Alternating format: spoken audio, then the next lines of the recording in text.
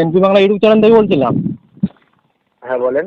একটা ভিডিও দেখলাম সোশ্যাল মিডিয়ায়, ভাঙড়ে তৃণমূলের মঞ্চে আমাদের পশ্চিমবাংলার পুলিশ তৃণমূলের নেতারা বক্তব্য দিচ্ছে, সেখানে হাততালি দিচ্ছে। এই বিষয়ে আপনার মতামত কি? দেখুন, ভাঙড়ের যে ব্রিজ তিনান্নারে যে পুলিশ অফিসারগুলো বা প্রশাসন বন্ধুরা বসেছিল, তারা হচ্ছে ভাঙড়ের তৃণমূল কংগ্রেসের পরিচালনা করে এবং পুলিশ প্রশাসন যেভাবে তৃণমূল কংগ্রেসের হয়ে কাজ করছে, আগামী দিন এদের মানে এদের উপরে তো ভরসা জনগণ তুলে দিয়ে।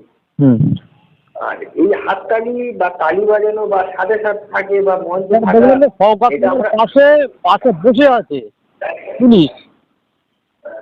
দেখুন, একটা নটোরিয়াস ক্রিমিনালের পাশে একটা পুলিশ বসে থাকার কথা নয়, কিন্তু রাজ্যের মুখ্যমন্ত্রী বা প্রতিষ্ঠা মন্ত্রী মমতা বন্দ্যোপাধ্যায়, এটা আমাদের ভাবতে হবে। এবং পুলিশ তার গোলাম এবং শওকত মোল্লার চুরিদার। তাই ভাঙড়ের যে কলকাতা পুলিশের আন্ডারে নিয়ে কলকাতা পুলিশ তৃণমূলের হয়ে কাজ করছে, এটা পরিষ্কার হয়ে গেল ভাঙড়ের ওই সভা থেকে।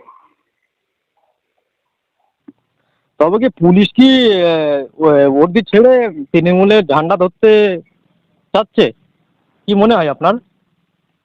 দেখুন, সাদা পোশাক পরে যদি কোনো প্রশাসন বন্ধু তৃণমূলের ঝান্ডার তলায় গিয়ে যায়, সেই সাদা মানে সাদা জায়গায় যদি কোনো কালো জিনিস পরে, সাদাটা কিন্তু থাকে না, সে কালো হয়ে যায়। তা ওই রকমই ওই তৃণমূলের মঞ্চে বা তৃণমূলের মানে ঝান্ডাটা শুধু ধরতে পারি, মানে তৃণমূলের কতবার হাতে ধরতে পারছি, বাদ বাকি তৃণমূল কোনো সব তৃণমূলের বুথ থেকে শুরু করে বিডিও থেকে শুরু করে বিধানসভা লোকসভা পঞ্চায়েত থেকে শুরু করে তৃণমূলই সব করে, ওরা ভোট করে সব করে তৃণমূলের করায় পুলিশ প্রশাসন।